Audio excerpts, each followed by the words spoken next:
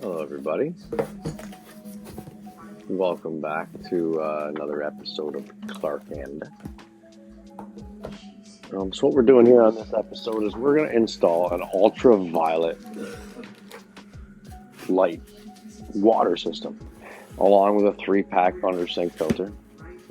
We purchased this just to guarantee or to make us all feel happy that we're having safe water. We did have the water tested, as well as the other owner stopped by and said everything was good to go. But we did have it tested. You get one of those little bottles, Service New Brunswick, send it in, comes back, everything was fine. Everything is safe to drink.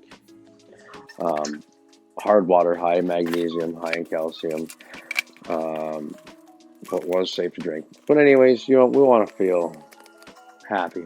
My wife does. My kids do. Everyone wants to feel happy. So we figured, you know what? Let's put in a little system just to guarantee that we're getting, water can change throughout the year, definitely rainy season, dry season, blah, blah, blah.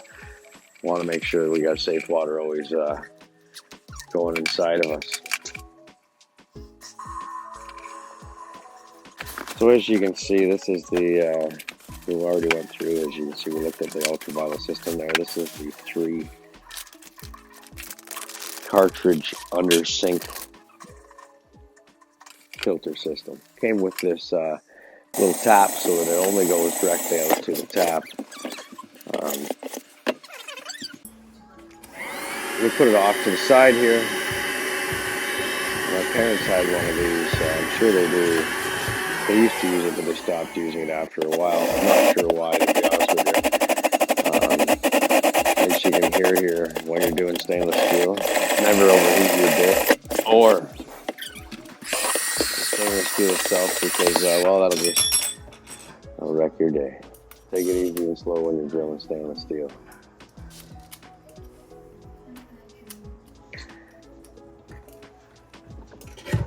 So the sink cutout under here, I'm not sure if it was a different setup coming from a different place, but as you can see, some of the things are a little bit bigger. It's why the tap in the back, the main tap on the sink, actually wobbles a little bit. The cutout is not, I don't know if it's for this sink or not, but anyway, see, we had to put a block and a shim in there to make sure that was able to tighten up so we had no movement on it. That little fitting there, if you notice, I didn't put it on far enough. Later on during the install, the rest of it I did just shove it up more to make sure that we were happy. You got to shove those all the way in. They go in about a 3/4 inch, and then you give it a little bit of a pull back. It enables you to put this little blue clip in that I'm doing right there, and it locks and doesn't come off. Really fantastic system. Like, I'll tell you, it was super easy to hook up. That is the mounting sticker that I didn't use and found later on after I'd already set this in here. I just set it in place and set a level on top of it. Marked 2 little green dots, as you can see. And then hung this on. And as I realized as going back through this video, I did not show the level part of that and show you it was level, because it doesn't appear to be level, but everything else and all the other lines that are behind and everything I can't control whether they're level or not. So bear with the unlevelness look if you do see that. So really, they give you this water piece that goes in the end of your valve. Goes on the cold water line. All red lines were used in this house, so sometimes you can get them confused. They did give a Teflon tape to put on these fittings. You don't need to put a Teflon tape on a JIC fitting. It is a gasket. It seals by the end, not by the threads. It's not an MPT. So you don't need to use any of that stuff, guys. You just put these on. Do not over tighten these as well. If you want to sit there and crank on it all day, you go right ahead, but you will end up wrecking the gasket, hence a leak. Snug them up. Very low 12 foot-pounds of pressure, I think, is what it would require. Very, very low just to snug the gasket up.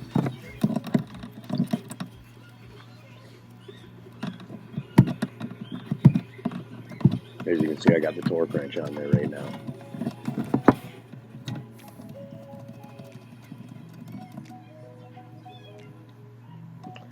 Okay, so when I first took that off, I thought there'd be like a little furl in there, but there isn't. What it is when you shove this little blue pipe over top of the nipple that's there, make sure you have that on top of the blue pipe prior to shoving it on there, or you'll have to pull it off and do it again. It just goes over that furl. There's like a really one heavy furl in there. Once you get it over top of that, when you put that nut over it, I believe it just tightens up against that furl. Again, very simple, very easy to use, very effective. I haven't hooked up anything like this in a long time. Anything that I would say was close to something like this would have been a refrigerator that I would have done many years ago, 15, 16 years ago, the first refrigerator, which was a Kenmore that I put in the last house we lived in.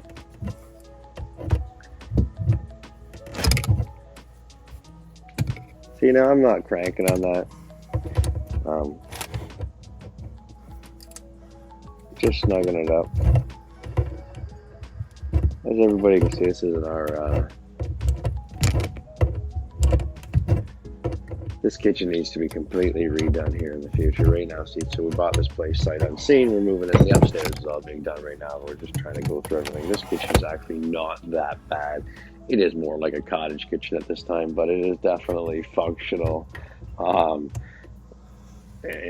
does need to be changed out in the future to make Mama happy and myself. Actually, we're having a nice kitchen. Kitchen's a very big family place for people to hang out in and stuff like that. So you got to have a decent kitchen with everything. Like I said, there's nothing wrong with what's here right now. It's just very cottagey, which we do enjoy. So moving forward here, let's go on to this ultraviolet little system that we have here. These little blue clips again, perfect. Like I said, they hold, they never come off, they don't leak, everything's perfect. But when you got big sausage fingers like I have right here, it is hard in an area the way it is right now to get that little clip in there.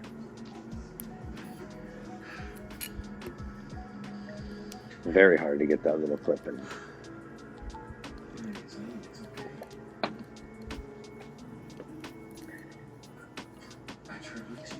One of the cool parts about doing all this new water piping they have, I'm old school, copper lines. You know, we're going to fuse it together. We're welding everything. We're doing everything the old school way. You know, when you set an elbow, you set an elbow. Not like on this where I put the elbows on the piece and I can turn it and position it wherever I want to gain access to whatever. Unbelievable. So in our mounting of this, and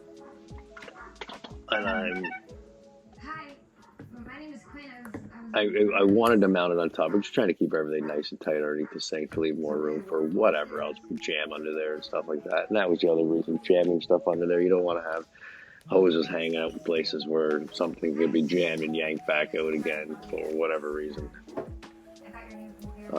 We'd cut the two clips. We were able to fit this underneath at the end. We had to cut the right side of that cover off. We were able to fit it all underneath, so it did look nice and tight underneath of there. As you see here, we're drilling just a couple holes. We're getting set up for mounting it. We're not mounting it right now. We're just getting set up for mounting it. I'm a classic, throw a couple zip ties on something and hold it down. So we're just preparing for that now by drilling those two zip tie holes first.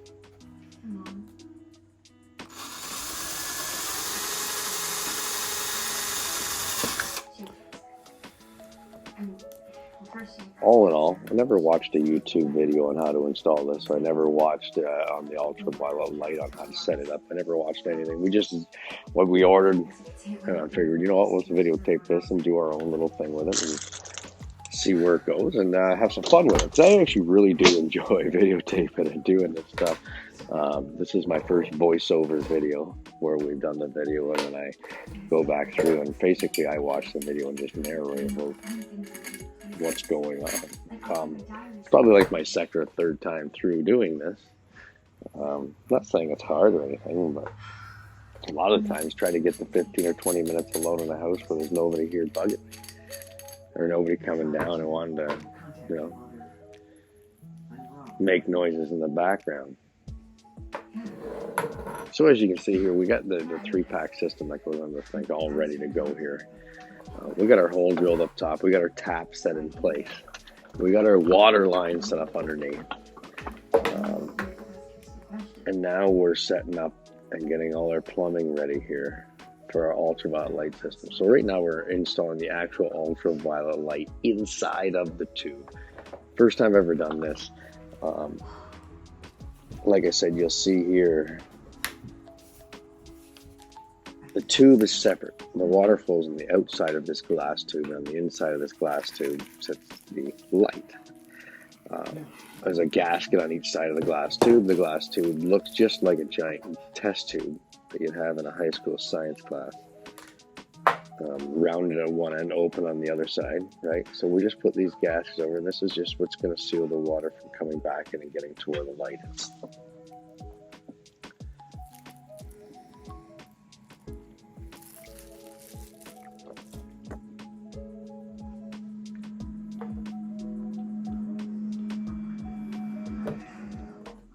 And when you're always setting up or working with test tubes of any sort that look like anything from a science class, you feel like you're a scientist, okay? So, yes, right now I feel like I'm a scientist. And I'm building a bomb of some sort, maybe, or a, you know.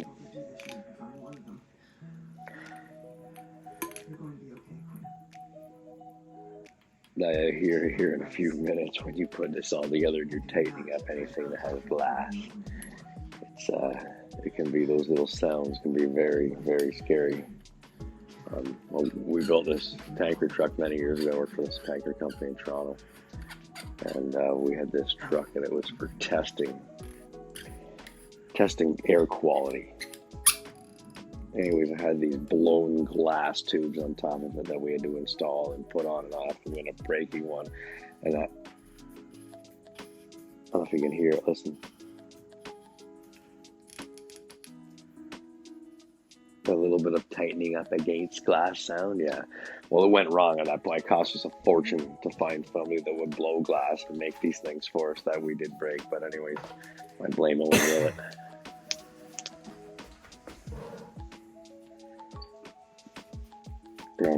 Anyways, that went smooth. The glass did not break inside of there. Now it's time for this ultraviolet light. Now we did screw it up here a little bit because I put it all together and forgot to hook the other end of it up and then pulled it back out. Again, hence no directions. We threw those out that we think we needed them in the beginning, but we didn't. We just wung it. We like winging things because everything should be self-explanatory, right? Don't touch the bulb with your fingers. The oil on your fingers, as much as you clean your hands a million times a day, there's enough oil on your fingers to blow any halogen bulb if you touch it. That little bit of oil will heat up and cause it to overheat the bulb and explode. Not like basically explode, but you know what I mean. It'll break and you won't have a bulb that works anymore. So the cool part was, because I was inspecting, there is no light or light hole that shows you that your ballast or that your light is turning on inside. So, but I did notice that once we did get it all hooked up and everything's on, you do use it. The two little elbows that are on the top, those little white elbows that you can turn any way, I installed them first. The light shines through the corner of those elbows when the light's on, so you can actually see that it's on. It's almost like an indication thing stating that it's on, which is nice.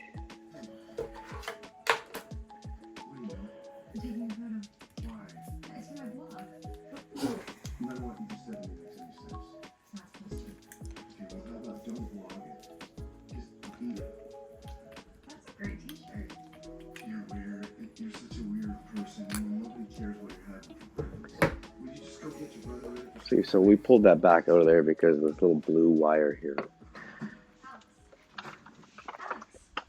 Hooks onto the opposite end. Runs down beside the light.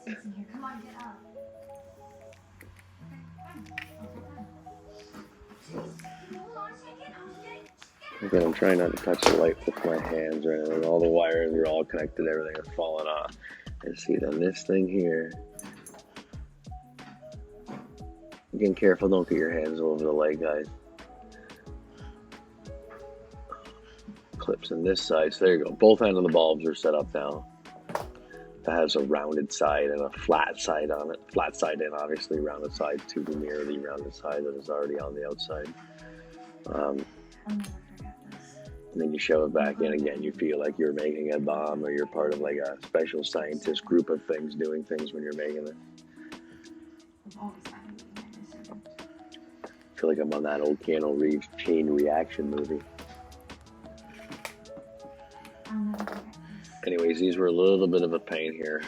A little bit of a twist when I put it in there, and as I twisted it, sort of sucked them in as you do it. So you're right there, sucked them in, and then boom, we're good. And it sort of just sits there, and this cap, because it forces on around the outside of it, it sort of, I guess you could say, holds it in place. And there you go, there's your installation of your light in your tube inside of your ultraviolet water clean light system.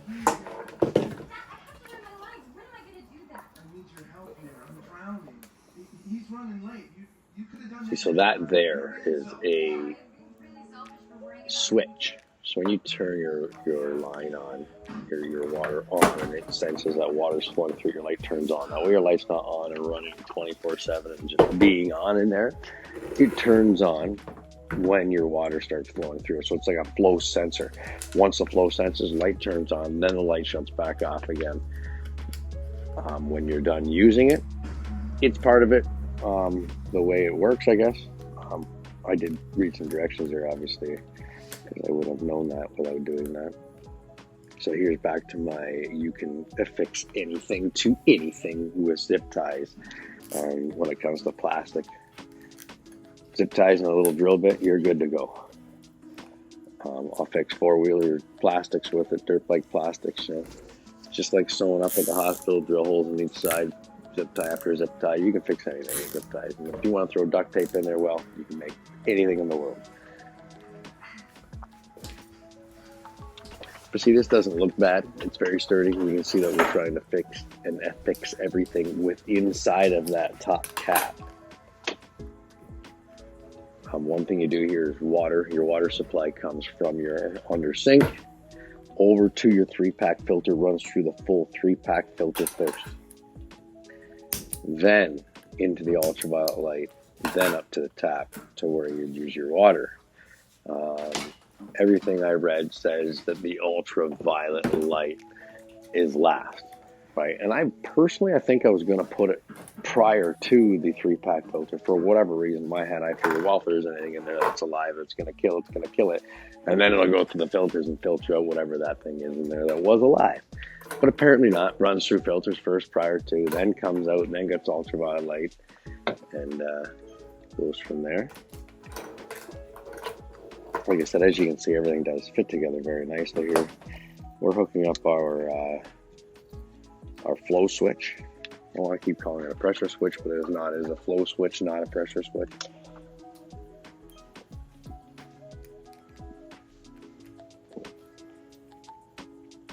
You see how easy these things are? You shove your piece of line in. You take that little blue cap, or spade, we'll call it, and slide it back over it.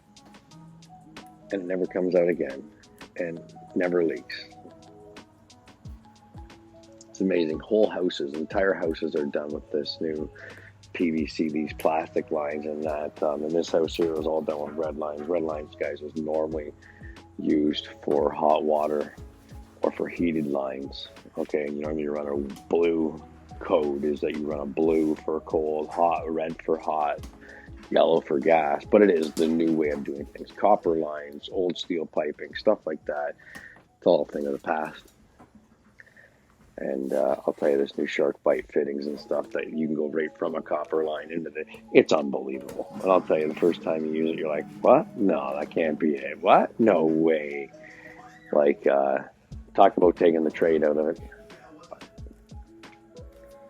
I used to solder copper lines together. And, you know, it used to be fun setting up all your copper stuff and then soldering and doing this. And in the end, you have something that doesn't move. And if you're a few degrees off or a few this or a few that, well, you just dealt with it in the next couple of fittings. With this here, well, you just turn it, spin it around, it doesn't leak. Like, you can put a fitting together and spin the line all day long and it won't leak. It doesn't even make any sense. But we will say it is amazing, and there is a very, you know, positive aspect behind all of these styles of fittings, and you know, they last for life, and they're supposed to be the best. Anyways, as you can see here, we're trying to make everything run on the right side of this so that we can contain and be able to put that lid back on top. Very important that we're trying to keep it clean under there because of all the stuff my wife jams underneath the sink that it just ends up being ripped out. So, anyways, again, little blue clip, sausage fingers, very hard to put on sometimes, but when they do one, they last and they stick there forever. It was pretty cool because my wife was sick all day on this day here.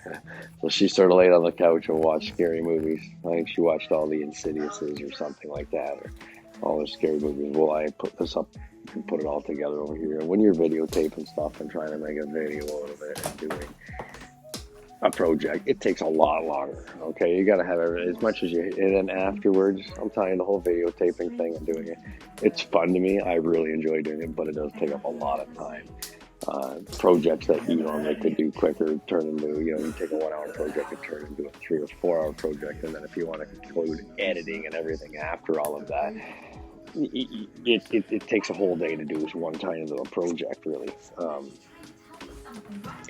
This didn't take a whole heck of a time. If anybody's looking for a time span of how it would be for you to install this on your sink, give yourself 2.5 hours, and I'm telling you, you know, 2 beers, you're good to go. It's not very hard. It's very, very straightforward. It is explained in the directions, much as we tried not to use them because I'm just like that. Very self-explanatory. You know, water in, water out on each system.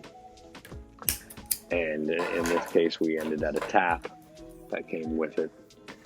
All the fittings, everything was all involved. Everything was all there. It was very, very, very, very, very, very, very easy. So here we are, we're on the sink here. I didn't want to put it on the side wall. I put it on the back wall. Like, again, just trying to keep it away from and then my wife's got going on because she does jam a lot of stuff under there. And we don't want anything to get broken, ripped out, have to redo it.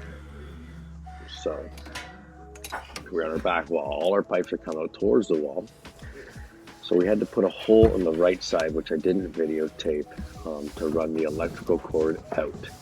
I think I'm going to run the electrical cord downstairs into the basement and plug it in. I have a couple plugs there along the main being in the basement. I didn't do that here. I have it coming out and up the side, and it got plugged in just here in the kitchen for right now, just to make sure it's going to work. That is the little electrical box that comes up to the side there, which just shows a number on it. Normally shows a 300 on it for when it's sitting not in use. And then as you use the water, your number slowly falls down and then rises back up again to be recharged. Not exactly sure what that means. So as you can see right here, I'm cutting this. This is what's going up to my tap. After all the filtration, after the ultraviolet, this goes to the tap. And as you can see, when I push this on, I pushed that fitting up that I knew I didn't put on earlier. So we didn't have a leak there. Now, we did have one coming out of our flow switch. For some reason, I didn't push that in all the way on that side there. Again, all fittings here. Make sure that little blue clip gets put in the right spot. We're about to hook up this system and make it live and see if we do have any leaks.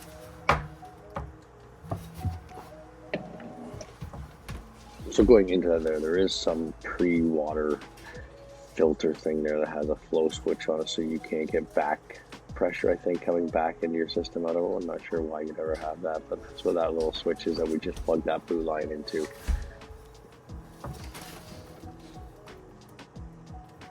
Our little blue clip goes on.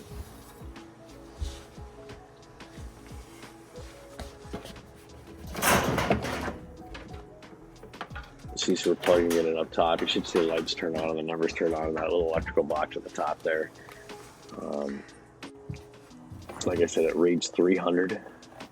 Oh, we cut the side out of that because we were able to fit everything that came in outside.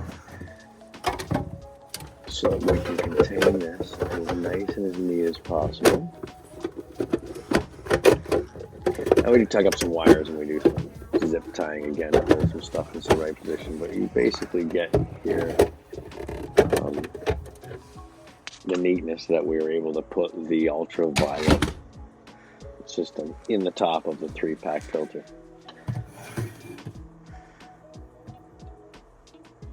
Uh-oh. I think I forgot to turn the valve on or something. Yeah, right there, that little one. Now this is scary because we forgot to charge the system. So listen carefully.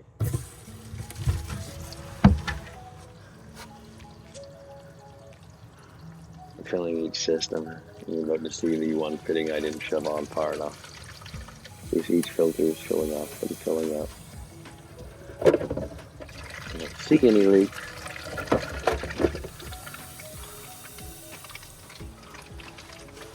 It doesn't mean there isn't any leaks, I just don't see any leaks.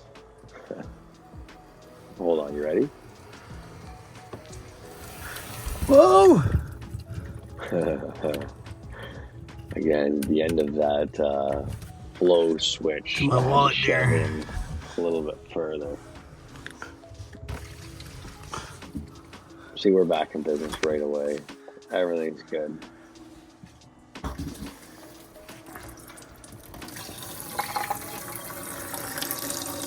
Yeah, we're good to go. Good pressure, good everything coming out of here. This is our drinking water, which we're going to probably put into our drinking cooler because, well, we like to drink coffee and it makes instant hot water. So now when nobody notices here and this film's coming to an end, and we want to let everybody know in here. And I should have picked this up too. If you watched me when I hooked up all the power and the water systems, I followed the color system that was on for the red and the blue for the cold and the hot. I hooked up hot water to this. So right now, no, I didn't tell anybody on the video or nothing. Right now, there's hot water running through it, which we switched instantly afterwards underneath there.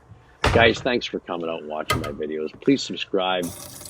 Come back every week and watch, okay? We're going to keep doing this. Thanks a lot. Thanks, guys. See you next week. What the fuck?